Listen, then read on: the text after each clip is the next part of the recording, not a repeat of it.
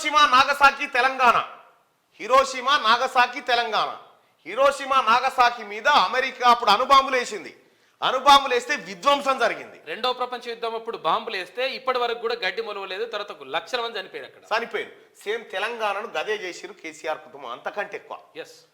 ఆర్థిక విధ్వంసానికి గురైన రాష్ట్రం, అణుబాంబులను మించిన దాడి, తెలంగాణ సంపద లూటి, 10 ఏళ్ల పాలనలో 100 ఏళ్ల దోపిడీ, కప్పిపుచ్చుకునేందుకు తంటాలు పడుతున్న బీఆర్ఎస్, అసెంబ్లీలో ఆత్మరక్షణలో గులాబీలు, ఎవరిని వదలబోమన్న సీఎం రేవంత్, కేటీఆర్ ను చెడుగుడాడుకున్న ముఖ్యమంత్రి, సమాధానాలు చెప్పలేక సతమతమైన బీఆర్ఎస్. రెండో ప్రపంచ యుద్ధం చివరి దశలో జపాన్ నగరాలైన హిరోషిమా నాగసాకిలపై 2 అణుబాంబు దాడులు చేసింది అమెరికా.